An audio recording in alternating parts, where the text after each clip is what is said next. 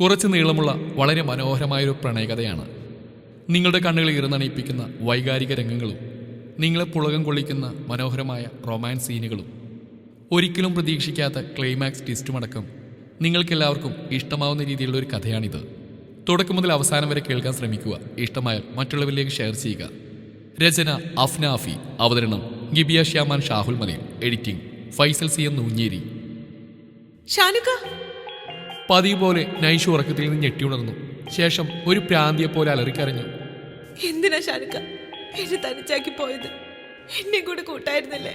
നിങ്ങളില്ലാതെ എപ്പോഴും പറ്റില്ല എന്നറിയില്ലേ? എന്നിട്ടും എന്നെ തനിച്ചാക്കിയില്ലേ? എനിക്ക് സഹിക്കുന്നില്ലേക്ക. വീണ്ടും വീണ്ടും അവൾ വാവിട്ട് കരഞ്ഞു. അവളുടെ കരച്ചിൽ കേട്ട് അവളുടെ ഇക്ക റൂമിലെത്തി. അവനെ കണ്ടതും ഒരാശ്രയത്തിനെന്നോണം നൈഷു അവന്റെ നെഞ്ചിലേക്ക് വീണു. എന്തിനാ മോളെ നീ ഇങ്ങനെ കരയുന്നു? അവരും കരയുകയായിരുന്നു. എനിക്ക് സഹിക്കാൻ പറ്റുന്നില്ല നിഷു. എനിക്ക് വല്ലാണ്ട് വേദനിക്കുന്നു. എനിക്ക് വയ്യ ഇങ്ങനെ നേരെ ജീവിക്കാൻ. എന്നെ ഒന്ന് കൊന്നു തരുമോ? എന്റെ ഷാനുക്ക ഇല്ലാത്ത ഈ ലോകത്ത് എനിക്ക് ജീവിക്കണ്ട. പിന്നെ എന്തൊക്കെയോ പദം പറഞ്ഞ് അവൾ കരഞ്ഞുകൊണ്ടിരുന്നു. തന്റെ പെങ്ങളുടെ അവസ്ഥയിൽ അവളെ സമാധാനപ്പെടുത്താൻ കൂടി കഴിയാതെ അവൻ നിന്നു. കരച്ചിലൊന്നടങ്ങിയതും അവന്റെ നെഞ്ചിൽ നിന്നും അവൾ അടർത്തി മാറ്റി. ഒരു കൊച്ചു കുഞ്ഞിനോടെന്നപ്പോൾ നിഷു അവളോട് ചോദിച്ചു, എന്താ നൈഷു, എന്തിനാ എന്റെ കുട്ടി ഇങ്ങനെ കരയുന്നേ? എല്ലാം അറിയാമായിരുന്നിട്ടും ഒന്നും അറിയാത്തവനെ പോലെ നിഷു ചോദിച്ചു. ഇന്ന് ഞാൻ ഷാനുക്കാരുടെ സ്വപ്നം കണ്ടു നിഷു. അവൾ കരച്ചിൽ അടക്കി പിടിച്ചുകൊണ്ട് പറഞ്ഞു. ഇത് ആദ്യത്തെ സമ്മതമില്ലാത്തതുകൊണ്ട് നിഷു അവളോട് പ്രത്യേകിച്ചൊന്നും പറഞ്ഞില്ല. എന്താ നിഷു, എനിക്ക് മാത്രം ഇങ്ങനെ? ജനിച്ച് കുറച്ചു നാൾ കഴിഞ്ഞപ്പോ ഉപ്പാനെ ഉമ്മാനെ നഷ്ടപ്പെട്ടു. ഇപ്പൊ ഞാൻ എന്റെ പ്രാണനേക്കാളേറെ സ്നേഹിച്ച എന്റെ ഷാനുക്ക പഠിച്ചവൻ എന്തിനാ എന്നോട് ഇങ്ങനെ കാണിക്കുന്നത്? ഇതിന് മാത്രം എന്ത് തെറ്റെങ്കിലും ചെയ്തത്? തന്റെ കുഞ്ഞു പെങ്ങളോട് എന്തു പറയണമെന്നറിയാതെ നിഷു കുഴങ്ങി. മോളെ നൈഷു, ഇക്കാന്റെ കുട്ടി ഉറങ്ങിക്കും. ഇക്ക അടുത്ത് തന്നെ ഉണ്ട് കേട്ടോ. ഒരു കൊച്ചുകുട്ടിയോടുന്ന പോലെ അവൻ പറഞ്ഞു. ശേഷം അവളെ തലോടിക്കൊണ്ടിരുന്നു. കുറെ കഴിഞ്ഞ് അവൾ ഉറങ്ങിയെന്ന് കണ്ടതും അവൻ എണീറ്റുപോയി. അവൻ പോയതും അവൾ തലയിണയുടെ അടിയിൽ നിന്നും ഒരു ഫോട്ടോ എടുത്തു. അതിൽ ഭ്രാന്തമായി ചുംബിച്ചുകൊണ്ടിരുന്നു. അവളുടെ കണ്ണിൽ വീണ്ടും കാർമേഘങ്ങൾ ഉരുണ്ടുകൂടി. മനസ്സിൽ ഓർമ്മകളുടെ വേലിയേറ്റം നടന്നുകൊണ്ടിരുന്നു. ആ രാവും ഉറങ്ങാതെ അവൾ പടിയിറക്കി വിട്ടു. പിറ്റേ ദിവസം രാവിലെ നൈഷു ഷാനുവിന്റെ ഓർമ്മകളിൽ തന്നെ മുഴുകിയിരിക്കുമ്പോൾ തോളിലൊരു കരസ്പർശം ഏറ്റതും ഞെട്ടിക്കൊണ്ട് എഴുന്നേറ്റു. എന്താ നിഷു, രാവിലെ തന്നെ മനുഷ്യനെ പേടിപ്പിക്കാനായിട്ട് ഇറങ്ങിയിരിക്കുകയാണോ? ആഹാ, നിനക്ക് പേടിയൊക്കെ ഉണ്ടോ? ഞാൻ അറിഞ്ഞില്ല, ആരും പറഞ്ഞില്ല. ഇതും പറഞ്ഞ് നീഷു അവൾക്ക് നന്നായിട്ടൊന്ന് ചിരിച്ചു കൊടുത്തു. ഉള്ളിൽ സങ്കടത്തിന്റെ ഒരു തിരമാല തന്നെ അലയടിക്കുന്നുണ്ട്. എങ്കിലും അത് പുറത്തേക്ക് കാണിക്കാതെ ആ ചിരിയിൽ അവളും പങ്കുചേർന്നു. നൈഷു, നീഷു 4 സ്പൂൺ പഞ്ചസാരയും 5 സ്പൂൺ തേനും 2 വലിയ ശർക്കരയും മിക്സ് ചെയ്ത് സ്വീറ്റായിട്ട് വിളിച്ചു. അവന്റെ തേനൊളിപ്പിച്ചുള്ള വിളി കേട്ടപ്പോൾ തന്നെ നൈഷുവിന് കാര്യം മനസ്സിലായി. വേണ്ട നിഷു, ഒന്നും പറയണ്ട. എനിക്ക് പറ്റില്ല ഈ ജന്മ എന്റെ ഷാനുക്കാനെ മറന്ന് മറ്റൊരുത്തന്റെ കൂടെ ജീവിക്കാൻ. മോളെ, ഇക്ക പറയുന്നൊന്ന് കേൾക്ക്. അവൻ മരിച്ചിട്ട് വർഷം 2ആയി. ഇപ്പോഴും നീ അവനെ ഓർത്തിരിക്കുകയാണ്. ഇനിയെങ്കിലും ഇക്കാനെ കുട്ടിക്കൊന്ന് സമ്മതിച്ചുകൂടെ? ഇല്ല നിഷു, ഞാൻ സമ്മതിക്കില്ല. കൂടെ ജീവിച്ചില്ലെങ്കിലും ഒരുപാട് ഓർമ്മകൾ സമ്മാനിച്ച എന്റെ ഇക്ക പോയത്. ആ ഓർമ്മകളിൽ ഞാൻ ജീവിച്ചോളാം. അത് മാത്രം മതി എനിക്ക് ജീവിക്കാൻ. ഇനിയും പറഞ്ഞിട്ട് കാര്യമില്ലെന്ന് തോന്നിയതുകൊണ്ട് അവൻ തിരിഞ്ഞടന്നു. നൈഷു ബെഡിലേക്ക് വീണ് പൊട്ടിക്കരഞ്ഞു. ശേഷം മൊബൈൽ ഓണാക്കി. ഡിസ്പ്ലേയിൽ ചിരിച്ചു നിൽക്കുന്നവനെ കാണുന്തോറും അവൾക്ക് സ്വയം നിയന്ത്രിക്കാൻ പറ്റാതെയായി. ആ ഫോട്ടോയിലേക്ക് നോക്കി അവൾ നിശബ്ദമായി തേങ്ങി. തന്റെ പ്രാണനോടൊപ്പം പ്രണയിച്ച് നടന്നിരുന്ന ഓർമ്മകളിലേക്ക് അവൾ ചേക്കേറി.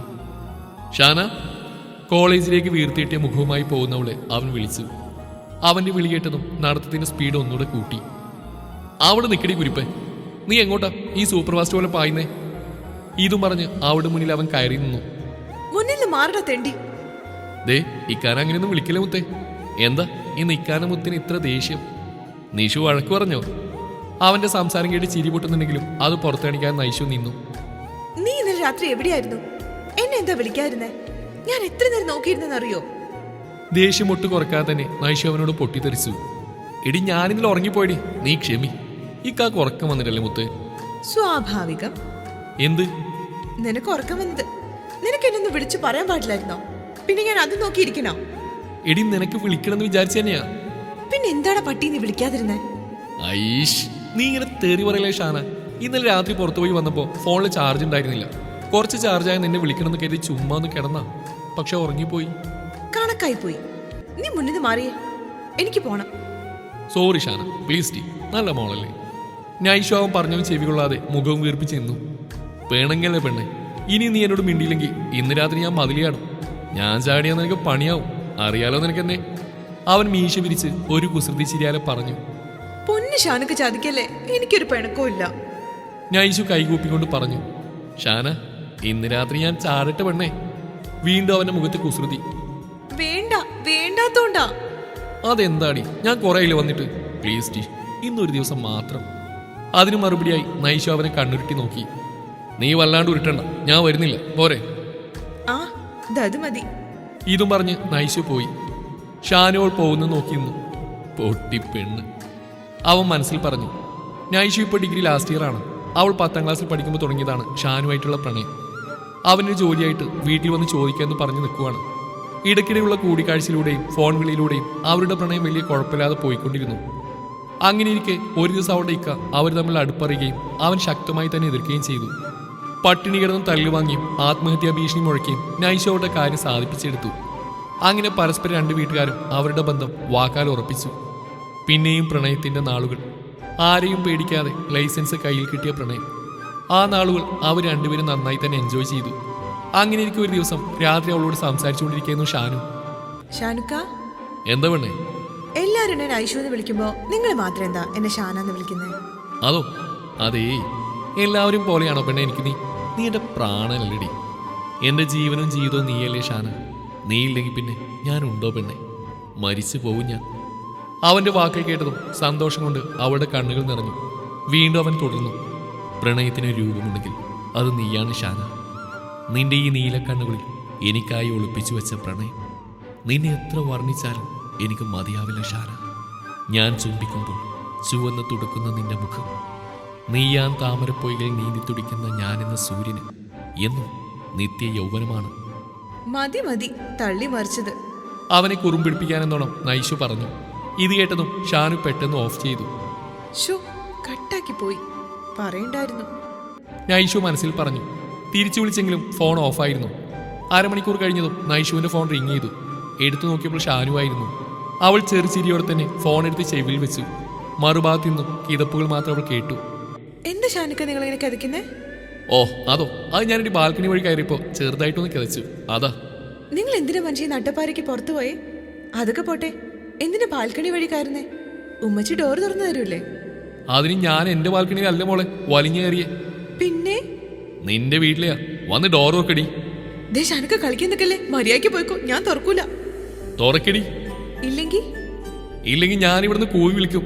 നീ എന്നെ വിളിച്ചു വരുത്തിയാണെന്ന് ഞാൻ എല്ലാവരോടും പറയും. അത് വേണ്ടെങ്കിൽ ഇക്കാന്റെ മോള് വന്ന് കഥ തുറക്ക്. ഷോ, ഇപ്പൊ തുറക്കാം. നൈഷു പിറുപിരുത്തുകൊണ്ട് ഡോർ തുറന്നു. അവളെ കണ്ടതും അവൻ വായും പൊളിച്ച് നോക്കി നിന്നു. അപ്പോഴാണ് നൈഷു സ്വയം ഒന്ന് നോക്കിയത്. ഹാഫ് സ്ലീവ് ബനിയനും 3/4 വേഷം. മുടിയാണെങ്കിൽ ഉച്ചിൽ വെച്ച് കെട്ടിയിരിക്കുന്നു. അവൻ ആ വേഷത്തിൽ തന്നെ കണ്ടല്ലോ എന്ന് കരുതി നൈഷു തിരിഞ്ഞു പോകാൻ തുടങ്ങിയപ്പോൾ കയ്യിൽ പിടുത്തം വീണു. എങ്ങോട്ടാ ഇക്കാന്റെ കുട്ടി ഓടുന്നേ? അത് പിന്നെ ഞാൻ. എന്താടി നിന്ന് ബബ്ബ പഠിക്കുന്നേ?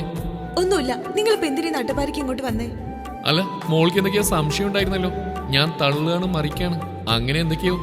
അത് ഞാൻ ചുമ്മാ പറഞ്ഞതാ. നിങ്ങളൊന്ന് പോയേ ഷാനുക്ക, ആരെങ്കിലും കണ്ടുവന്ന മോശ. അതെന്താടി, ഞാൻ നിന്നെ കെട്ടാൻ പോകുന്നതല്ലേ? കെട്ടിയിട്ടില്ലല്ലോ, എന്നിട്ട് മതി ഇതൊക്കെ. ഏതൊക്കെ എന്നും പറഞ്ഞ് ഷാൻ അവളുടെ അടുത്തേക്ക് നടക്കുന്നതിനനുസരിച്ച് അവൾ പിറകിലോട്ടും പോയി തുടങ്ങി. മീശ പിരിച്ച് ഒരു കുസൃതി ചിരിയാലെ അവൻ നടന്നെടുത്തു. ഒടുക്കം അവൾ ചുമലിൽ തട്ടി നിന്നു. അവളുടെ ഇരു സൈഡിലും കൈകുത്തി നിന്നു. അവന്റെ നോട്ടം നേരിടാനാവാതെ അവൾ മിഴികൾ അടച്ചു. കുറച്ചു സമയത്തിന് ശേഷം പ്രതികരണമൊന്നും കാണാത്തതുകൊണ്ട് അവൾ മിഴികൾ തുറന്നു. അപ്പോഴും അവൻ അതേ നോട്ടം തന്നെ. ഉള്ളിലെ ചമ്മൽ മറച്ചു വെച്ചുകൊണ്ട് അവൾ അവനെ തള്ളി മാറ്റി. പെട്ടെന്ന് ബോധം വന്ന പോലെ അവൻ അവളിൽ നിന്ന് നോട്ടം മാറ്റി. എന്നിട്ട് പറഞ്ഞു, അതെ, നീ പോയി വേറെ വല്ല ഡ്രസ്സ് എടുത്തിട്ടേ, മനുഷ്യന്റെ കൺട്രോൾ കളയാനായിട്ട്. പിന്നെ ഈ പാതിരാത്രിക്ക് ഇനി പർദ്ദ ഇടാം. കൺട്രോൾ പോകുന്നുണ്ടെങ്കിൽ ഇറങ്ങി പോവിടുന്നു. ഷാന, തേനും പാലും ഒലിപ്പിച്ചുകൊണ്ട് ഷാനു അവൾ വിളിച്ചു. എന്താ? ഞാനൊരു കാര്യം പറഞ്ഞാ നീ അനുസരിക്കോ? എന്റെ ഷാനുക്ക പറഞ്ഞ എന്തും ഞാൻ കേൾക്കും. എന്നാ എന്റെ മോള് പോയി കഴിഞ്ഞ ഓണത്തിന് കോളേജിൽ കൊടുത്ത ദാവണില്ലേ, അതൊടുത്തു വാ. അയ്യടെ മോനെ, നീ പോയി പണി നോക്ക്, എന്നെ കൊണ്ടൊന്നും പറ്റില്ല. നിങ്ങൾ പോവാൻ നോക്കി. നീ അതൊടുത്തു വാ. ആ വേഷത്തിലേ നിന്നെ കാണാൻ നല്ല ചേല. അത് കഴിഞ്ഞ് ഞാൻ പോവാം, കാണാൻ കൊതിയായിട്ടല്ലേ. ഇത് കേട്ടതും നൈഷു മനസ്സിലാ മനസ്സോടെ ഡ്രസ്സിംഗ് റൂമിലേക്ക് പോയി. ഷാനു അവളുടെ ബെഡിലും ഇരുന്നു. കുറച്ചു കഴിഞ്ഞതും നൈഷു പുറത്തിറങ്ങി. ആ വേഷത്തിൽ അവളെ കണ്ടതും അവൻ പ്രണയപൂർവ്വം അവളെ നോക്കി നിന്നു. എന്റെ പെണ്ണെ, എന്നെ കൊല്ലി നീ, എന്ത് മൊഞ്ചാടി പെണ്ണെ നിന്നെ കാണാൻ, ശരിക്കും 14 നിശ്ചയ പോലെ. അവന്റെ വാക്കുകൾ കേട്ടതും അവൾ നാണം കൊണ്ട് പൂത്തുലഞ്ഞു. ശേഷം എന്തോ ഓർത്തുകൊണ്ട് ഷാനു പുറത്തേക്ക് പോയി. അവന്റെ പോക്ക് കണ്ട് അവൾ നെഞ്ചിൽ കൈവച്ചു. ഹൗ ഭാഗ്യം. അവൻ വാതിൽ കൊളുത്തിരുന്ന് കണ്ട് അവൾ ഉമിനീരിറക്കി. പതിയെ പതിയെ കാലുകൾ പിന്നോട്ട് വെച്ചു. അവന്റെ കണ്ണുകളിൽ തന്നെയായിരുന്നു അവളുടെ നോട്ടം. ഒരു നിമിഷം പോലും കണ്ണുകൾ അവനിൽ നിന്നും പിൻവലിക്കാൻ അവൾക്കായില്ല. ചുണ്ടിൽ കടിച്ചു പിടിച്ച ചിരിയുമായി തൻ്റെ അരികിലേക്ക് വരുന്നവന്റെ കണ്ണുകളിൽ മാത്രമായി ഒതുങ്ങിപ്പോയിരുന്നു ആ പെണ്ണ്. പുറകിലേക്ക് നടന്ന് മേശയിൽ തട്ടി അവൾ നിന്നു. തുറന്നിട്ട ജനാലയിൽ നിന്നും വീശിയടിച്ച കാറ്റ് അവളുടെ ധാവണിയെ വയറിൽ നിന്നും വകഞ്ഞു മാറ്റി. അവന്റെ നോട്ടം അവിടേക്ക് മാത്രമായി ഒതുങ്ങി. ബുദ്ധി വേണ്ട എന്ന് പറയുമ്പോഴും ഹൃദയം വാശി പിടിച്ചുകൊണ്ടിരുന്നു. ജയം ആർക്കാണെന്ന് മനസ്സിലാക്കാതെ അവൻ അവൾക്കരികിലേക്ക് നടന്നെടുത്തു. അവന്റെ നോട്ടം തന്റെ വയറിലേക്കാണെന്ന് മനസ്സിലാക്കിയ നൈഷു കൈകൊണ്ട് വേഗം ധാവണി വലിച്ചിട്ടു. അപ്പോഴാണ് അവന് സ്വഭാവത്തിലേക്ക് വന്ന്, ഷാന സോറി, ഞാൻ പെട്ടെന്ന് അറിയാതെ. അവൻ വാക്കുകൾക്കായി പരുതി. മതി മതി, നീ പോയി. ഞാനിന്ന് പോണില്ല, ഇത് നിന്റെ കൂടെയാ. ഇത് കേട്ടതും അവൾ അവനെ നോക്കി കണ്ണുരുട്ടി. പ്ലീസ് ഡി, ഇന്നൊരു ദിവസം മാത്രം, ഞാൻ നിന്നെ ഒന്നും ചെയ്യില്ല, അതോർത്ത് നീ പേടിക്കണ്ട. അവനൊരു കുസൃതി ചിരിച്ചുകൊണ്ട് പറഞ്ഞു. ഓ പിന്നെ, എനിക്ക് പേടിയൊന്നുമില്ല. ഷാന, അത്രയും ആർദ്രമായി അവൻ വിളിച്ചു. അത് കേട്ടതും ഇതുവരെ തോന്നാത്തൊരു വികാരം തന്നെ വന്ന് പൊതിയുന്ന അവൾ അറിഞ്ഞു. കവിളുകൾ ചുവന്ന് തുടുത്തു, ചുണ്ടുകൾ വിറച്ചു. അവളുടെ ഓരോ ഭാവവും അവൻ സാഗൂതം വീക്ഷിച്ചു. അവന്റെ നോട്ടം അവളുടെ ചുണ്ടുകളിലേക്ക് മാത്രമായി. ആ അധരങ്ങൾ നുണഞ്ഞെടുക്കാൻ അവന്റെ ഹൃദയം വെമ്പൽ കൊണ്ടു. അവന്റെ ശ്വാസം അവളുടെ മൂക്കിൻ തുമ്പിൽ തട്ടിത്തെറിച്ചു. അവൻ അവന്റെ വികാരങ്ങൾ അടക്കി നിർത്താൻ പാടുപെട്ടു. അവളുടെ അവസ്ഥയെ മറിച്ചായിരുന്നില്ല. പെട്ടെന്ന് അവൻ അവളെ വാരിപ്പുണർന്നു. തൻ്റെ നെഞ്ചിൽ ചാരി കിടക്കുന്നവളെ അവൻ പ്രണയപൂർവ്വം നോക്കി. തൻ്റെ പ്രാണനെ കൈകൾ കോരിയെടുത്ത് ബെഡിലേക്ക് കിടത്തി. ലൈറ്റ് ഓഫ് ചെയ്ത് അവൻ അവൾക്കരികിൽ കിടന്നു. രണ്ടാളും ഒരക്ഷരം പോലും മിണ്ടിയില്ല. അവൾ അവൻ്റെ നെഞ്ചിലേക്ക് ചേർന്ന് കിടന്നു. അവൻ്റെ ഹൃദയതാളവും കേട്ട്. ഷാനുക്ക, ഞാൻ മരിക്കുന്നവരെ എനിക്ക് ഈ ഹൃദയതാളവും കേട്ട് കിടക്കണം. നിഷുവിനോട് പറഞ്ഞ് എത്രയും പെട്ടെന്ന് നിക്കാഹ് കഴിച്ചു തരാൻ പറയണം. എനിക്ക് വയ്യ ഇനി ഒറ്റയ്ക്ക്. എനിക്ക് എല്ലാ അർത്ഥത്തിലും എൻ്റെ ഇക്കാൻ്റെ നല്ല പാതിയാവണം. ഒക്കെ ശരിയാക്കാൻ പെണ്ണേ, ഇപ്പോൾ ഉറങ്ങാൻ നോക്ക്. ഒരു കൈ കൊണ്ട് അവളെ ചുറ്റിപ്പിടിച്ച് അവനും കണ്ണുകൾ അടച്ചു. പുറത്തുനിന്ന് കേൾക്കുന്ന ചെറിയ കിളികളുടെ കുറുകലുകൾ ആലോചനമായി തോന്നി. നൈഷു പതിയെ കണ്ണുകൾ തുറന്നു. തൻ്റെ അടുത്ത് മൂടിപ്പുതച്ച് ഉറങ്ങുന്നവനെ കണ്ട് അവളുടെ ചുണ്ടുകൾ മനോഹരമായി പുഞ്ചിരിച്ചു. പെട്ടെന്ന് എന്തോ ഓർത്ത പോലെ ഞെട്ടി. കുറേ സമയത്തെ പരിശ്രമത്തിന് ശേഷം അവനെ കുത്തിപ്പൊക്കെ എണീപ്പിച്ച് പറഞ്ഞു വിട്ടു. പോകുന്നതിന് മുമ്പ് അവളുടെ ചുണ്ടിലൊന്ന് അമർത്തി മുത്താനും അവൻ മറന്നില്ല. പക്ഷെ അവരറിഞ്ഞില്ല തങ്ങളുടെ അവസാനത്തെ കൂടിക്കാഴ്ചയാണിതെന്ന്. അവൻ പോയതും അവൾ പിന്നെയും പോയി കിടന്നുറങ്ങി. കുറച്ച് മണിക്കൂറുകൾക്ക് ശേഷം അവളുടെ ഫോൺ റിങ് ചെയ്തു. നിഷു ആയിരുന്നു. എന്താ നിഷു? ഞാൻ കുറച്ച് കഴിഞ്ഞിട്ട് അങ്ങോട്ട് വരാം, നീ പെട്ടെന്ന് റെഡിയാവും, നമുക്കൊരു സ്ഥലം വരെ പോകണം. ഇത്രയും പറഞ്ഞ് അവൻ ഫോൺ കട്ട് ചെയ്തു. പതിവില്ലാത്തവന്റെ ഗൗരവം നിറഞ്ഞ സംസാരം കേട്ട് അവളൊന്ന് ഭയന്നെങ്കിലും അത് കാര്യമാക്കാതെ അവൾ ഫ്രഷ് ആവാൻ പോയി. ശേഷം ഡ്രസ്സ് മാറ്റി ഒരുങ്ങി. ഷാനുവിന് ഏറ്റവും ഇഷ്ടപ്പെട്ട ഡ്രസ്സായിരുന്നു അവൾ ഇട്ടതും. അപ്പം തന്നെ കുറെ ഫോട്ടോസ് എടുത്ത് അവൻ അയച്ചു കൊടുത്തു. ലാസ്റ്റ് സീൻ ഇന്നലെ രാത്രിയാണല്ലോ. ആശാൻ ഇതുവരെ ഓൺലൈനിൽ കയറിയില്ലേ? അതോ ഇനി ഇവിടുന്ന് പോയി വീണ്ടും ഉറങ്ങിയോ? അവൾ അങ്ങനെ സ്വയം ഓരോന്ന് പറഞ്ഞുകൊണ്ടിരുന്നു. അപ്പോഴേക്ക് നിഷു വന്നിരുന്നു. എങ്ങോട്ട് നിഷു പോകുന്നേ? ഒരു സ്ഥലം വരെ. ആദ്യത്തെ സ്ഥലം? ഒന്നും മിണ്ടാണ്ടിരിക്കും നിഷു. അവന്റെ ഗൗരവം നിറഞ്ഞ സംസാരം കേട്ടപ്പോൾ പിന്നെ അവളൊന്നും ചോദിക്കാൻ നിന്നില്ല. 1 മണിക്കൂർ യാത്രയ്ക്ക് ശേഷം അവരൊരു ഇടുങ്ങിയ റോഡിലൂടെ പോയി തുടങ്ങി. ആ വഴി കണ്ടതും അവൾക്ക് മുമ്പ് ഷാനു പറഞ്ഞ ഓർമ്മ വന്നു. എന്റെ വീട്ടിലേക്ക് മെയിൻ റോഡ് കഴിഞ്ഞൊരു ഇടവഴിയിലൂടെ വേണം പോവാൻ. പഠിച്ചോനെ, ഇനി അങ്ങോട്ടെങ്ങാനും ആവോ? പക്ഷെ എന്തിന്? എന്റെ അമ്മോ, ഇനി ഇന്നലെ അങ്ങനെ വന്നതെങ്ങാനും എങ്ങനെ കണ്ടോ? എന്നാൽ എങ്ങോട്ടാവും? ഈ പണ്ടാരക്കാലിലാണെങ്കിൽ ഒന്നും പറയുന്നില്ല. ആവോ, വരുന്നിടത്ത് വെച്ച് കാണാം. നൈഷു ഓരോന്നും സ്വയം ആത്മഹതിച്ചിരുന്നു. ദൂരെ നിന്നൊരു വീട് കണ്ടതും അവൾക്ക് മനസ്സിലായി അത് അവന്റെ വീടാണെന്ന്. എന്തിനാ നിഷു നമ്മൾ ഷാനുഖാന്റെ വീട്ടിലേക്ക് പോകുന്നേ? നിനക്കെങ്ങനെ അറിയാം അവന്റെ വീടാണെന്ന്? എനിക്ക് ഫോട്ടോ കാണിച്ചു തന്നിട്ടുണ്ട്, അങ്ങനെ അറിയാം. അതിനവനൊന്നും മൂളി. വീട്ടിലേക്ക് എത്തുന്തോറും ആൾക്കൂട്ടം കണ്ടതും അവളുടെ ഹൃദയമിടിപ്പ് കൂടി. മനസ്സിൽ പല വേണ്ടാത്ത ചിന്തകളും വന്നുകൂടി. വീട്ടിലെത്തി ആ ആൾക്കൂട്ടത്തിനിടയിലും അവൾ അവളുടെ പ്രാണനെ തിരഞ്ഞു. അകത്ത് വെള്ളത്തുണിൽ പൊതിഞ്ഞ് തൻ്റെ പ്രിയനെ കിടത്തിയിരിക്കുന്ന അറിയാതെ നിഷു അവളെ ചേർത്ത് പിടിച്ചുകൊണ്ട് അകത്തേക്ക് നടന്നു. അവളെ കണ്ടതും അവന്റെ അനിയത്തെ അവളെ ചുറ്റിപ്പിടിച്ചുകൊണ്ട് വാവിട്ട് കരഞ്ഞു. എന്തിനാ നീ ഇങ്ങനെ കരയുന്നേ? നൈഷുവിന്റെ ശബ്ദം ഇടറി തുടങ്ങിയിരുന്നു. ഇത്തൂസ് നമ്മുടെ നമ്മുടെ ഷാരുഖ നമ്മളെ വീട്ടിൽ പോയി. അവളുടെ വാക്കിൽ കേട്ടതും നൈഷു തറഞ്ഞു നിന്നു. ഹൃദയത്തിൽ നിന്ന് രക്തം കിനിയുന്ന പോലെ നീയെ ചേർത്ത് പിടിച്ചിരുന്ന കൈകളായിരുന്നു. നിഷു അവളെ കൊണ്ട് ഷാനുവിന്റെ അടുക്കലേക്ക് നടന്നു. ഒരു പാവ കണക്കെ നൈഷു കൂടെയും.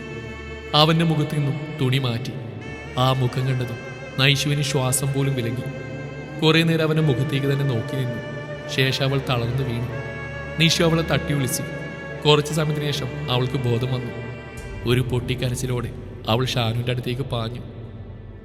ഷാനുക്ക, ഒന്ന് കണ്ണോർന്ന് നോക്ക്. എന്നെ ഒന്ന് നോക്ക് ഷാനുക്ക. ഇക്കന്റെ ഷാന വന്നതൊന്ന് നോക്ക്. ദേ ഷാനുക്ക, ഞാനല്ലേ ഇക്കൊക്കെ ഇഷ്ടപ്പെട്ട ഡ്രസ്സായിട്ടിട്ടുള്ളത്. ഒന്ന് നോക്ക് ഷാനുക്ക. ഇക്ക പറഞ്ഞിട്ടില്ലേ എന്നോട് ഈ ഡ്രസ്സിൽ എന്നെ കാണാൻ നല്ല ഭംഗിയാണെന്ന്. എന്നെ ഇങ്ങനെ നോക്കിയിരിക്കാൻ തോന്നുന്നൊക്കെ. എന്നിട്ട് എന്താ ഇപ്പൊ നോക്കാത്തെ? ഒന്ന് നോക്ക് ഷാനുക്ക. എന്തിനാ ഷാനുക്ക എന്നെ തനിച്ചാക്കി പോയെ? ഇനി എന്റെ ഇക്കാക്ക് ആരാണുള്ളത്? ആരുടെ മണ്ണിൽ ഇക്ക തനിച്ചല്ലേ? ഇത്രയും പറഞ്ഞ് അവൾ അവിടെ ഇരുന്ന് വാവിട്ട് കരഞ്ഞു. ശേഷം കണ്ണുകൾ അമർത്തി തുടച്ച് അവൾ അവിടെ നിന്ന് എണീറ്റ് അവന്റെ റൂമിലേക്ക് ഓടി. റൂമിലെത്തി എന്തൊക്കെയോ തിരഞ്ഞു. ഉദ്ദേശിച്ചത് കയ്യിൽ കിട്ടിയപ്പോൾ അവൾ അതുകൊണ്ട് വീണ്ടും അവന്റെ അടുത്തേക്ക് വന്നു.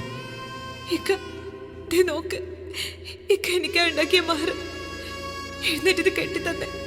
എനിക്ക് ഷാനുക്ക, ദേ ഞാൻ പിണങ്ങും. ഒന്ന് എഴുന്നേക്കിക്ക, ഇത് കെട്ടിത്താ. കരഞ്ഞ് കരഞ്ഞ് അവൾ തളർന്നു. നിഷു അവളെ ചേർത്ത് പിടിച്ചു. എന്താ മോളെ ഇതൊക്കെ? എന്തൊക്കെയാ നീ പറയുന്നേ? നിഷു ഒന്ന് പറയണേക്കാനോട്. നീ പറഞ്ഞ കേക്കും. പിന്നെ എന്തോർത്ത പോലെ നൈഷു അവന്റെ കൈ തട്ടി മാറ്റി. നീ എന്നെ തൊടണ്ട, എന്നോട് മിണ്ടേ വേണ്ട. ഞാൻ നിന്നോട് പറഞ്ഞതല്ലേ ഞങ്ങൾ നിക്കാഹ് നടത്തി തരാം. നീ കേട്ടില്ലല്ലോ. എങ്കിൽ ഇനിയുള്ള കാലം എന്റെ ഇക്കാന്റെ വിധവയായിട്ടെങ്കിലും ഞാൻ ജീവിച്ചേനെ. എന്റെ ഇക്ക ഇല്ലാത്ത ഈ ലോകത്ത് ഞാൻ ഇനി എങ്ങനെ ജീവിക്കും? ഒന്നും പറഞ്ഞു തരിശോ. പിന്നെ എന്തൊക്കെയോ പറഞ്ഞ് അവൾ പൊട്ടിക്കരഞ്ഞു. പിന്നീട് അവനെ കൊണ്ടുപോയതെല്ലാം അവൾ പാവകണക്കെ നോക്കി നിന്നു, ഒന്നിനോടും പ്രതികരിക്കാതെ. നിഷു അവളെ കൊണ്ടുപോകാൻ തുടങ്ങിയതും അവനോട് പറഞ്ഞു, ഇന്നൊരു ദിവസം മാത്രം ഞാനിവിടെ നിൽക്കട്ടെ പ്ലീസ്. ഇനി പറയില്ല, ഇന്ന് മാത്രം. അവളുടെ കെഞ്ചിക്കൊണ്ടുള്ള സംസാരം കേട്ടതും അവൻ സമ്മതിച്ചു. ഒരു മങ്ങിയ ചിരി എല്ലാവർക്കും ചിരിച്ചു കൊടുത്ത് അവൾ അവന്റെ മുറി ലക്ഷ്യമാക്കി നീങ്ങി. ആ റൂമിലേക്ക് കയറിയപ്പോൾ അവന്റെ സാന്നിധ്യം അവൾക്ക് അനുഭവപ്പെട്ടു. എന്റെ ഇക്കാന്റെ ബീവിയായി ഈ റൂമിലേക്ക് വരുന്നത് ഒരുപാട് തവണ സ്വപ്നം കണ്ടതാണ്. മരണം വരെ അവന്റെ ഹൃദയതാളം കേട്ട് കിടക്കാൻ കൊതിച്ചതാണ്. എല്ലാം ഇന്ന് വെറും ഓർമ്മ മാത്രമായി. അപ്പോഴാണ് ചുമരിലുള്ള അവരുടെ രണ്ടുപേരുടെയും ഫോട്ടോസ് നൈഷു ശ്രദ്ധിച്ചത്. ആ ഫോട്ടോയിൽ വിരലോടിച്ചു. ശേഷം അവന്റെ മുഖമാകെ ചുംബനങ്ങൾ കൊണ്ട് മൂടി. അതിലേക്ക് തന്നെ നോക്കി നിശബ്ദമായി തേങ്ങി. കട്ടിലിൽ കിടന്നിരുന്ന അവന്റെ ഷർട്ട് എടുത്തിട്ടു. അതിൽ അവന്റെ വിയർപ്പിന്റെയും പെർഫ്യൂമിന്റെയും മണമായിരുന്നു. അതിലെ ഗന്ധവും ആസ്വദിച്ചുകൊണ്ട് അവൾ കട്ടിലേക്ക് കിടന്നു. കഴിഞ്ഞുപോയ രാത്രികളിലെ സുന്ദരമായ നിമിഷങ്ങൾ അവളുടെ മനസ്സിലേക്ക് തെളിഞ്ഞു വന്നു. അവന്റെ ചിരിക്കുന്ന മുഖം ഓർക്കും തോറും അവൾക്ക് സ്വയം നഷ്ടപ്പെടുന്ന പോലെ തോന്നി. പിറ്റേ ദിവസം തന്നെ നിഷ അവളെ കൂട്ടാൻ വന്നു. എന്നേക്കുമായി അവൾ ആ വീടിന്റെ പടികൾ ഇറങ്ങി. അവസാനമായി അവൾ തിരിഞ്ഞു നോക്കിയപ്പോൾ കണ്ടു തന്നെ നോക്കി പുഞ്ചിരി തൂവി നിൽക്കുന്ന തന്റെ പ്രാണനെ. പിന്നീടുള്ള ഓരോ ദിവസങ്ങളിലും അവന്റെ ഓർമ്മകൾ അവളെ വേട്ടയാടാൻ തുടങ്ങി. അവൻ ജീവിച്ചിരിപ്പില്ല എന്ന സത്യം അവൾക്ക് ഉൾക്കൊള്ളാനായില്ല. അവൾക്ക് സ്വയം മനസ്സിനെ നിയന്ത്രിക്കാൻ പറ്റാതെയായി. മാനസിക നില തെറ്റിയവരെ പോലെ പെരുമാറാൻ തുടങ്ങി. എല്ലാ ബുദ്ധിമുട്ടുകളിൽ നിന്നും നിഷു അവളെ ജീവിതത്തിലേക്ക് കൊണ്ടുവന്നു. എന്നാലും അവന്റെ ഓർമ്മകൾക്ക് ഒരു കോട്ടവും ഏൽക്കാതെ അവളെ മനസ്സിൽ നിറഞ്ഞു നിന്നു. നൈഷു! നിഷുവിന്റെ വിളി കേട്ടാണ് നൈഷു ഓർമ്മകളിൽ നിന്ന് ഉണർന്നത്. എന്താ നിഷു? അഫ്സൽ വന്നിട്ടുണ്ട്, അവന് കുടിക്കാൻ എന്തിനെടുക്ക്. അഫ്സൽ നിഷു വിവാഹം കഴിക്കാൻ പോകുന്ന പെണ്ണിന്റെ ഇക്കയാണ്. വർഷങ്ങളായി നിഷുവിന്റെ പുറകെ നടന്നവളാണ്. അവന് തീരെ താല്പര്യം ഉണ്ടായിരുന്നില്ല. ഒടുക്കം താൻ നിർബന്ധിച്ചുകൊണ്ട് മാത്രമാണ് അവൻ സമ്മതം മൂളിയത്. അവന് കുടിക്കാനുള്ളതെടുത്ത് അവരുടെ അടുത്തേക്ക് നടക്കുമ്പോഴാണ് അവർ തമ്മിലുള്ള സംസാരം അവൾ ശ്രദ്ധിച്ച്. വിഷയം താനായതുകൊണ്ട് അവൾ അവിടെ തന്നെ നിന്നു. നിഷു, എന്താ നിന്റെ തീരുമാനം? കുറെ ആയില്ലടാ നിങ്ങൾ തമ്മിലുള്ള ബന്ധം വാക്കാൽ പറഞ്ഞു വെച്ചിട്ട്. ഇനിയും നീട്ടിക്കൊണ്ടു പോകണോ? എടാ, നൈഷുവിന് ജീവിതാവതെ എങ്ങനെയാടാ ഞാനൊരു ജീവിതം തുടങ്ങുക? അവളാണ് എനിക്കെല്ലാം. ഉപ്പയും ഉമ്മയും ഞങ്ങൾ വിട്ടു പോയപ്പോൾ എൻ്റെ കുട്ടിക്ക് ഒരു വയസ്സേ ആയിട്ടുണ്ടായിരുന്നുള്ളൂ. അന്ന് തൊട്ട് ഇന്ന് വരെ പൊന്നുപോലെ നോക്കിയതാ ഞാൻ അവളെ. പക്ഷേ ഇപ്പോൾ വിധി അവളോട് ക്രൂരത കാണിച്ചുകൊണ്ട് മാത്രമാണ്. അല്ലായിരുന്നെങ്കിൽ അവളിന്ന് അവൻ്റെ കൂടെ സന്തോഷമായിട്ട് കഴിയുന്നുണ്ടാവും. എൻ്റെ നൈശുവിന് വേണ്ടി കുറച്ചും കൂടി ക്ഷമിക്കടാ. അല്ല എന്നുണ്ടെങ്കിൽ എൻ്റെ ഇഷ്ടം വേണ്ടാന്ന് വെക്കാനും ഞാൻ ഒരുക്കാം. എനിക്ക് അവളാണെല്ലാം. ഇത് കേട്ടതും നൈഷു അല്ലാതായി. താൻ കാരണം നിഷുവിൻ്റെ ജീവിതവും അവൻ ഒരുപാട് സ്നേഹിക്കുന്നുണ്ട്. ഐഷു എന്നെപ്പോലെയല്ലല്ലോ അവർക്ക്. പക്ഷേ എനിക്കൊരു ജീവിതം അതിനി ഉണ്ടാവില്ല. നിഷുവിനെ കൊണ്ട് എങ്ങനെയെങ്കിലും വിവാഹത്തിന് സമ്മതിപ്പിക്കണം. മനസ്സിലൊരു തീരുമാനമെടുത്ത് അവൾ അവർക്കരികിലേക്ക് പോയി. വീണ്ടും എന്തൊക്കെയോ സംസാരിച്ചതിന് ശേഷം അഫ്സൽ പോയി. നിഷു, എനിക്കൊരു കാര്യം പറയാനുണ്ട്. അതിനു മുമ്പ് എനിക്ക് പറയാനുള്ളത് നീ കേൾക്ക്. എന്താ, കേൾക്കൂലേ? ആ, നീ പറഞ്ഞു. അവൻ പറയുന്ന യുവാക്കാരൻ തന്നെയാവുമെന്ന് അറിയാവുന്നതുകൊണ്ട് നൈഷുവിൻ്റെ ഹൃദയം ഉച്ചത്തിൽ മിടിക്കാൻ തുടങ്ങി. എനിക്ക് പറയാനുള്ളത് അത് തന്നെയാണ് നീ ഇപ്പോൾ മനസ്സിൽ കരുതിയത്. നിന്റെ ആദ്യ പ്രണയം തൻ്റെ മാത്രം അവകാശമായി കരുതി ഹൃദയത്തിൻ്റെ ഉള്ളറകളിൽ ഒളിപ്പിച്ച് വെച്ചുകൂടെ? ഈ ജീവിതത്തിൽ നിനക്കൊരു കുടുംബം വേണ്ടേ? നിനക്ക് മാത്രമല്ല ഈ ലോകത്തെ ആദ്യ പ്രണയം നഷ്ടമായത്. നമുക്കറിയാത്ത ഒരുപാട് പേരുണ്ടാവും നമുക്ക് ചുറ്റും. എന്ന് കരുതി അവരാരും ഈ വിരഹവേദന ഉള്ളിലിട്ട് നിന്നെപ്പോലെ നീറി കഴിയുന്നവരല്ല. 99% ആളുകളും ആ വിരഹവേദന ഉള്ളിലൊതുക്കി മറ്റൊരാൾക്ക് മനസ്സും ശരീരവും നൽകിയിരിക്കും. ആ വ്യക്തിയെ തൻ്റെ ജീവൻ്റെ ഒരു ഭാഗമാക്കിയിരിക്കും. അപ്പോഴും അവരുടെ ഉള്ളിൽ തൻ്റെ ആദ്യ പ്രണയം ഉണ്ടാവും. എന്ന് കരുതി തൻ്റെ കൂടെയുള്ള പാതിയോട് ഒരിക്കലും വെറുപ്പ് കാണിക്കില്ല.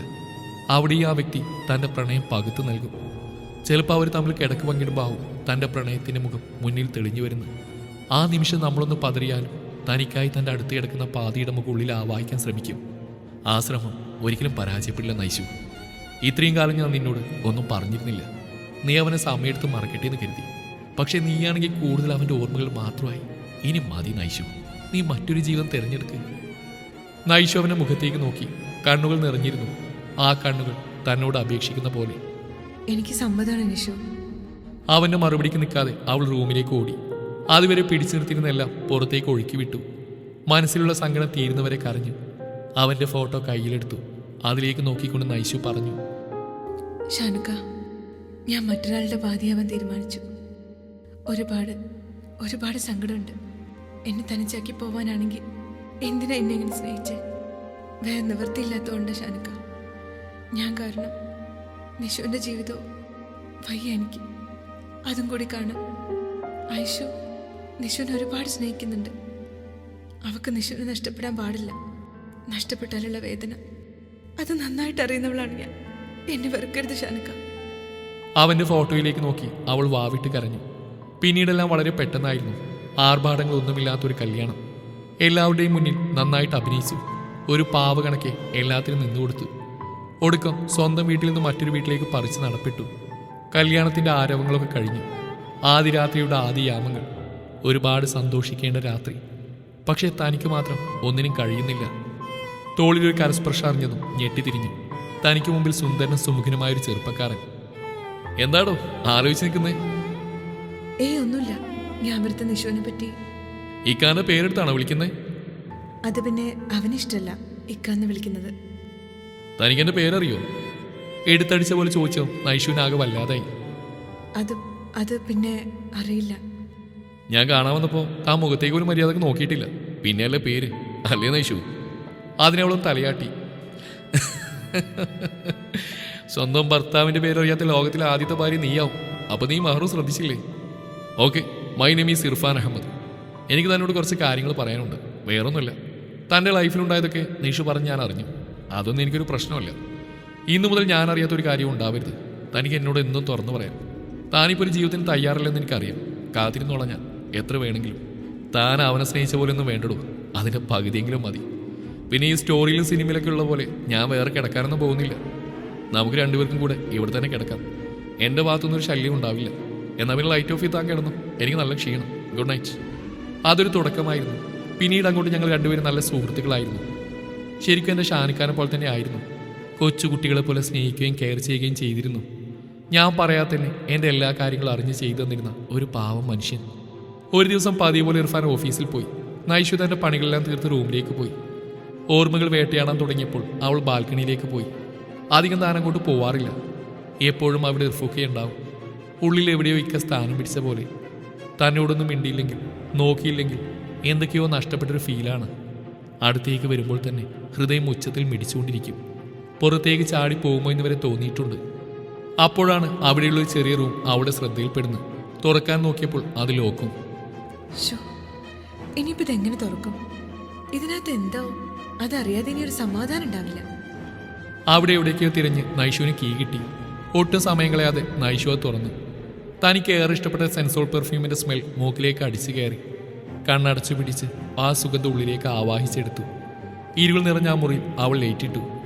അവിടെ കണ്ട കാഴ്ചയിൽ അവൾ തറഞ്ഞു നിന്നു. തൻ്റെ പലവിധത്തിലുള്ള ഫോട്ടോസ് എല്ലാം താൻ അറിയാതെ എടുത്തത്. ഇതിൻ്റെയൊക്കെ അർത്ഥം എന്താ? ഈ കാക്കിന് ഇതിനു മുമ്പ് അറിയായിരുന്നോ? എന്നെ ഇഷ്ടമായിരുന്നോ? അപ്പോഴാണ് മേശയുടെ മുകളിലിരിക്കുന്ന ഡയറിയിൽ അവളുടെ കണ്ണുകൾ ഉടക്കിയത്. തൻ്റെ ചോദ്യങ്ങൾക്കുള്ള എല്ലാ ഉത്തരങ്ങളും ഇതിൽ നിന്ന് കിട്ടുമെന്ന് വിചാരിച്ച് അവളത് വായിക്കാനിരുന്നു. ഫസ്റ്റ് പേജിൽ തന്നെ മനോഹരമായി എഴുതിയിരുന്നു ഇർഫാൻ ആൻഡ് നൈഷാന എന്ന്. രണ്ടാമത്തെ പേജിൽ തന്നെ പറ്റി എഴുതിയത് അവൾ വായിച്ചു. അപ്രതീക്ഷിതമായിട്ടാണ് അവളെ ഞാൻ ആദ്യമായി കാണുന്നത്. കൂട്ടുകാരികളുമായി ചറപറ സംസാരിച്ച് നടക്കുന്ന ഒരസ്സൽ വായാടി. സ്കാഫിൻ്റെ ഉള്ളിൽ നിന്ന് കാണുന്ന മനോഹരമായ കുഞ്ഞുമുഖം, പനിനീർപ്പൂ പോലെയുള്ള അധരങ്ങൾ, ചിരിക്കുമ്പോൾ മുല്ലമുട്ട് പൊഴിയുന്ന പോലെ, ചുണ്ടിന് താഴെയായി ഒരു കുഞ്ഞു മറുക്. സത്യം പറഞ്ഞ ഒരു കൊച്ചു സുന്ദരി. ഒരുപാട് നേരം ഞാൻ അവളെ തന്നെ വായി നോക്കി നിന്നു. പിന്നീട് അങ്ങോട്ട് അവൾ മാത്രമായിരുന്നു മനസ്സിൽ. ഊണിലും മുറക്കിലുമെല്ലാം അവൾ മാത്രം. എല്ലാ ദിവസവും അവളെ കാണാൻ പോകുന്ന പതിവാക്കി. അവളെപ്പറ്റി അന്വേഷിച്ചു. അവളുടെ പേര് നൈഷാന, എൻ്റെ മാത്രം നൈഷു. അവളോട് എൻ്റെ ഇഷ്ടം തുറന്നു പറയാൻ തന്നെ ഞാൻ തീരുമാനിച്ചു. അവളോട് ഇഷ്ടം പറയാൻ പോയ ഞാൻ കാണുന്നു കൂട്ടുകാരികളോട് തൻ്റെ പ്രണയത്തെപ്പറ്റി വാതോരാതെ പറയുന്നതാണ്. തകർന്നു പോയി ഞാൻ. ആദ്യമായി ഇഷ്ടം തോന്നിയ പെണ്ണാണ്. വിട്ടുകളയാൻ തോന്നിയില്ല. അവർ തമ്മിൽ എങ്ങനെയെങ്കിലും പിരിച്ചാലോ എന്ന് വരെ തോന്നിപ്പോയി. പക്ഷെ അവനെപ്പറ്റി പറയുമ്പോൾ അവളുടെ മുഖത്തെ സന്തോഷം, ചുണ്ടിലെ ചിരി, അതൊക്കെ കണ്ടപ്പോൾ എൻ്റെ ഉള്ളിൽ തോന്നിയ മോശമായ ചിന്തകൾ ഞാൻ ഒഴിവാക്കി. പിന്നീട് അങ്ങോട്ട് ശൂന്യമായിരുന്നു ലൈഫിൽ. പൂർണ്ണമായി അവളെ മറക്കാൻ കഴിഞ്ഞില്ല. മറ്റൊരുത്തിൻ്റെയാണെന്ന് മനസ്സിനെ പറഞ്ഞ് പഠിപ്പിച്ച്. എന്നിട്ട് അവളെ മറക്കാൻ മാത്രം കഴിഞ്ഞില്ല. അതിനിടക്കാണ് അടിക്കടി ഉണ്ടാവുന്ന ക്ഷീണവും തളർച്ചയും. ആദ്യമൊന്നും കാര്യാക്കിയില്ല. പിന്നീട് ഡോക്ടറെ കാണിച്ചപ്പോൾ അദ്ദേഹം വിധിയെഴുതി എനിക്ക് ഹൃദ്രോഗമാണെന്ന്. എത്രയും പെട്ടെന്ന് ഹൃദയം മാറ്റിവെക്കണമെന്ന്, അല്ലാത്ത പക്ഷം മരണമാണെന്ന്. ജീവിതം ഇതോടുകൂടി അവസാനിച്ചു എന്ന് തോന്നിയ നിമിഷങ്ങൾ, മരണം മുന്നിൽ കണ്ട ദിവസങ്ങൾ, ഡോക്ടർ എനിക്ക് തന്ന ദിവസങ്ങൾ ഓരോന്നായി കൊഴിയാൻ തുടങ്ങി. അതിനിടയിലാണ് ദൈവദൂതനെ പോലെ അവൻ എൻ്റെ ജീവിതത്തിലേക്ക് വരുന്നത്, ഷാനവാസ്. ആ പേര് വായിച്ചതും നൈഷുവിൻ്റെ ഹൃദയത്തിൽ ഒരു വെള്ളിടി വെട്ടി. അവളുടെ കണ്ണുകൾ ധാരധാരയായി ഒഴുകാൻ തുടങ്ങി. ആക്സിഡന്റിൽ മസ്തിഷ്ക മരണം സംഭവിച്ചതാണ് അവന്.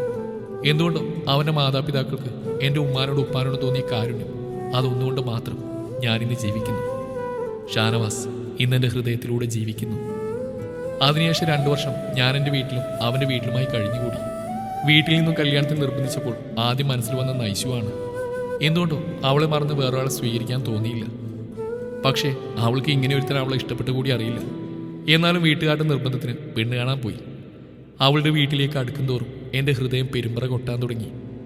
എൻ്റെ നൈഷുവിൻ്റെ വീട്ടിലേക്കായിരുന്നു ഞങ്ങൾ പോയത്. അപ്പോഴും എൻ്റെ മനസ്സിൽ ഒരുപാട് ചോദ്യങ്ങൾ ഉണ്ടായിരുന്നു. ഒടുക്കം അവളുടെ വീട്ടിലെത്തി. അവളെ കാണുന്നതിന് മുമ്പ് തന്നെ അവളുടെ ഇക്ക എന്നോട് അവൾക്കുണ്ടായ അഫയറിനെ പറ്റിയും അവനൊരു ആക്സിഡന്റിൽ മരിച്ചു പോയതെല്ലാം പറഞ്ഞു. എൻ്റെ മനസ്സിൽ തോന്നിയ ചോദ്യങ്ങൾക്കെല്ലാം ഉത്തരം അവൻ തന്നു. എല്ലാം കേട്ട് കഴിഞ്ഞപ്പോൾ സന്തോഷമാണോ സങ്കടമാണോ തോന്നിയെന്ന് എനിക്കറിയില്ല. അവളുടെ ഭാഗത്തുനിന്ന് ആലോചിച്ചാൽ സങ്കടവും, എൻ്റെ ഭാഗത്തുനിന്ന് ആലോചിച്ചാൽ സന്തോഷവും. എന്തൊക്കെയായാലും അവളെ വിട്ടുകളയാൻ എനിക്ക് തോന്നിയില്ല. കെട്ടിക്കൂടെ കൂട്ടി. ഇന്ന് അവൾ എൻ്റെ പാതിയാണ്. പക്ഷേ ആ മനസ്സിൽ ഞാനില്ല. അവിടെ മുഴുവൻ അവൾ പ്രണയിച്ചിരുന്നവൻ മാത്രമാണ്. ഒരിക്കലും ആ സ്നേഹം ഞാൻ പിടിച്ചു വാങ്ങില്ല. അവളായിട്ട് എനിക്ക് അറിഞ്ഞു തരുന്നവരെ ഞാൻ കാത്തിരിക്കും. ഈ ലോകത്ത് ഏറ്റവും ഭാഗ്യവാൻ ഒരുപക്ഷെ അവനാവും. എൻ്റെ നൈഷുവിൻ്റെ സ്നേഹം അനുഭവിക്കാൻ പറ്റിയിട്ടു. എന്നെങ്കിലും ഒരിക്കൽ അവൾ എൻ്റെ സ്നേഹവും മനസ്സിലാക്കും. ഇത്രയും വായിച്ചതും അവളൊരു പൊട്ടിക്കരച്ചിലോടെ നിലത്തേക്ക് ഊർന്നിരുന്നു. ഇത്രയധികം എന്നെ സ്നേഹിച്ചിട്ട് എന്നോടൊരു വാക്ക് പോലെ ഇതുവരെ പറഞ്ഞില്ലല്ലോ. കരഞ്ഞ് കരഞ്ഞ് തളർന്ന് എപ്പോഴും ഉറങ്ങി. ഫോൺ റിംഗ് കേട്ടാണ് നൈഷു ഉണർന്നത്. ഹലോ. ആ നൈഷു, ഞാൻ വരാൻ കുറച്ച് വൈകും. നൈഷു ഒരു മൂളിൽ മാത്രം നൽകി. എന്താണോ നിന്റെ ശബ്ദം വല്ലാണ്ടിരിക്കുന്നത്? വയ്യേ? ഹോസ്പിറ്റലിൽ പോണോ? ഞാൻ നേരത്തെ വരണോ? ഇങ്ങനെ ടെൻഷൻ അടിക്കണ്ടേക്കാ. എനിക്കൊന്നുമില്ല, ഞാൻ ഉറങ്ങായിരുന്നു, അതാവും. ആ എന്നാ ശരിടാ, വെച്ചോ. അവൻ ഫോൺ വെച്ചതും എന്തൊക്കെ ആലോചിച്ചുകൊണ്ട് അവന് മെസ്സേജ് അയച്ചു. ഷാനുക്ക, ഞാൻ എല്ലാ അർത്ഥത്തിലും ഇർഫുഖാന്റെ നല്ല പാതിയാവാൻ പോവുകയാണ്. ഇനിയും വയ്യ ആ സ്നേഹം കണ്ടില്ലെന്ന് നടിക്കാൻ. അന്ന് ഞാൻ പറഞ്ഞ പോലെ എനിക്ക് മരണം വരെ എൻ്റെ ഷാനുക്കാൻ്റെ ഹൃദയം താളം കേട്ടുകിടക്കാം അല്ലേ? രാത്രി ഒരുപാട് വൈകിയാണ് ഇർഫു വീട്ടിലേക്ക് വന്ന്. വീട്ടിലെത്തി കാറിൽ നിന്ന് ഇറങ്ങിയതും മുൻവശത്ത് ലൈറ്റൊന്ന് കാണാഞ്ഞിട്ട് അവൻ്റെ ഉള്ളൊന്ന് കാളി. ഈ പെണ്ണെന്തോ ഒരു ലൈറ്റ് പോലും ഇടാത്തേ എന്ന് ചിന്തിച്ചുകൊണ്ട് ഓറിൽ കൈവച്ചതും അത് തന്നെ തുറന്നു. ഹാളിലേക്ക് കയറി ഉമ്മാനെയും ഉപ്പാനെയും നൈസുവിനെയും കുറെ വിളിച്ചു. ആരുടെയും ഒരു പ്രതികരണം കേൾക്കാത്തതുകൊണ്ട് അവൻ്റെ ഉള്ളിൽ ഒരു വെള്ളിടി വെട്ടി. പെട്ടെന്ന് തന്നെ ഫോണെടുത്ത് നൈസുവിനെ വിളിക്കാൻ തുടങ്ങിയപ്പോഴാണ് അവളുടെ മെസ്സേജ് കണ്ടത്. I love you, Rufika. I love you so much. I need you by all means. I'm waiting for you. ഇത് കണ്ടതും സന്തോഷം കൊണ്ട് അവൻ്റെ കണ്ണുകൾ നിറഞ്ഞു. ഒറ്റക്കുതിപ്പിന് അവൻ മുകളിലേക്ക് ഓടി. റൂമിലെത്തിയതും അവൻ്റെ കണ്ണ് തള്ളിപ്പോയി. റൂം മുഴുവനെന്ന പോൽ അവിടെയും ഇവിടെയും എല്ലാം ക്യാൻഡിൽസ് കത്തിച്ചു വെച്ചു. അതിൻ്റെ സൈഡിലും നിലത്തുമെല്ലാം റോസത്തുകൾ പരത്തിയിട്ടിരിക്കുന്ന കണ്ട് അവൻ്റെ കണ്ണുകൾ ബെഡിലേക്ക് പോയി. തൂവെള്ള ബെഡ്ഷീറ്റിൻ്റെ നടുവിൽ റോസ് ഇതളുകൾ കൊണ്ട് ഒരു ലവ് ഷേപ്പും ആകെ മൊത്തം ഒരു റൊമാൻറ്റിക് ഫീല്. ഇതെല്ലാം ചെയ്തു വെച്ചിട്ട് ഈ പെണ്ണിതെവിടെ പോയി എന്ന് ചിന്തിച്ചുകൊണ്ട് അവൻ്റെ മിഴികൾ അവൾക്കായി പരതി. അവളെ കാണാത്തതുകൊണ്ട് അവൾ പെട്ടതിനെ ഫ്രഷ് ആവാൻ പോയി. ഫ്രഷായി വന്നപ്പോഴുണ്ട് അവൾ തൻ്റെ നൈഷു ബെഡിലിരിക്കുന്നു. പീച്ച് കളർ സാരിയിൽ അവൾ മൊഞ്ചത്തിയായിരുന്നു. അവളുടെ സൗന്ദര്യവും റൂമിലെ അറ്റ്മോസ്ഫിയറും കൂടി ആയപ്പോൾ അവന് സ്വയം നിയന്ത്രിക്കാൻ പറ്റാതെയായി. അവളെ മൈൻഡ് ചെയ്യാതെ തന്നെ അവൻ ഡ്രസ്സിംഗ് റൂമിലേക്ക് കയറി ഡ്രസ്സ് മാറി വന്നു. അപ്പോഴും അവളുണ്ട് ഏതോ ലോകത്തിലെന്ന പോലെ ഇരിക്കുന്നു. നൈഷു ആർദ്രമായി തന്നെ അവൻ വിളിച്ചു. അവൾ പെട്ടെന്ന് ഞെട്ടി എണീറ്റു. മുന്നിൽ നിൽക്കുന്ന തൻ്റെ പാതിയെ കണ്ടതും കണ്ണീരോടെ അവനെ ഇറുക്കെ പുണർന്നു. അവൻ്റെ ഹൃദയതാളവും കേട്ടുകൊണ്ട് അവൾ നിന്നു. കുറച്ച് സമയത്തിന് ശേഷം അവളെ തന്നിൽ നടത്തി മാറ്റി. നൈഷു നാണം കൊണ്ട് തലതാഴ്ത്തി പിടിച്ച് തന്നെ നിന്നു. നൈഷു, ആഷിഖ് സാറ് മിസ്സിരിയോട് പറഞ്ഞ പോലെ ഇനിയൊരു ചോദ്യവും പറച്ചിലൊന്നുമില്ല. നിന്നെ ഞാൻ ഇങ്ങോട്ട് എടുക്കുക. അവളെ കോരിയെടുത്ത് ബെഡിൽ കിടത്തി. തന്നെ തന്നെ നോക്കി അനുസരണയുള്ള കുഞ്ഞിനെ പോലെ കിടക്കുന്നവളെ കാണി അവൻ അവളോട് അതിയായ വാത്സല്യം തോന്നി. അവൻ അവളുടെ നെറ്റിയിലും കവിളിലും കണ്ണിലും പ്രണയത്തോടെയും വാത്സല്യത്തോടെയും ചുണ്ടുകൾ ചേർത്തു. അവളുടെ വിറക്കുന്ന അതരങ്ങളിലേക്ക് അവൻ ആഴ്ന്നിറങ്ങി. മേൽച്ചുണ്ടും കീഴ്ച്ചുണ്ടും ഒരുപോലെ നുണഞ്ഞു. ഒടുക്കൻ ശ്വാസം വിലങ്ങിയപ്പോൾ അവൻ അവളുടെ അതരങ്ങളെ മോചിപ്പിച്ചു. ശേഷം അവളുടെ കഴുത്തിലേക്ക് മുഖം പൂഴ്ത്തി. ഒപ്പം അവൻ്റെ കൈകൾ അവളുടെ ശരീരത്തിലൂടെ ഓടി നടന്നു. അവന് തടസ്സമായിരുന്നെല്ലാം അവൻ മാറ്റി. അവളുടെ മാറിൽ കൂടി അവൻ്റെ ചുണ്ടുകൾ അവളുടെ അണിവറിൽ ഓടി നടന്നു. ഒപ്പം അവളുടെ കൈകൾ അവൻ്റെ ശരീരത്തിൽ മുറിവുകൾ സൃഷ്ടിച്ചു. അവളുടെ നാഭിച്ചൂഴിലെത്തിയതും അവൻ്റെ പല്ലുകൾ അവിടെ മുദ്രണം ചാർത്തി. രാത്രിയുടെ ഏതോ യാമത്തിൽ ചെറു നോവോടുകൂടി അവൻ അവളെ എല്ലാ പൂർണ്ണതയോടും കൂടി സ്വന്തമാക്കി. വിയർത്തുട്ടി അവൻ്റെ നെഞ്ചിൽ ആ ഹൃദയതാളവും കേട്ട് അവൾ കിടന്നു. എന്തിനും അവളുടെ കണ്ണുകൾ നിറഞ്ഞു. അവിടെ അവൾ അമർത്തിമുത്തി. നിന്നോടാണ് എനിക്ക് പ്രണയം, നിന്റെ ശ്വാസത്തോട്. നിന്നെ നീയാക്കുന്ന ഓരോന്നിനോടും എനിക്ക് അടങ്ങാത്ത പ്രണയമാണ് പെണ്ണെ. അന്നും ഇന്നും എന്നും. നഷ്ടപ്രണയം അത് ഇന്നൊരു വേദനയാണ്. അനുഭവിച്ചവർക്ക് അതിൻ്റെ ആഴം മനസ്സിലാവും. പല പ്രണയങ്ങളും ഒരിക്കലും ഒന്നുചേരാൻ ഉള്ളതായിരിക്കില്ല. ചിലത് മാത്രമേ പൂർണ്ണതയിലെത്തൂ. പക്ഷേ എന്നും ഹൃദയത്തിൽ വെട്ടിത്തിളങ്ങുന്ന മാണിക്യം അത് നമ്മുടെയൊക്കെ ആദ്യ പ്രണയം തന്നെയാവും.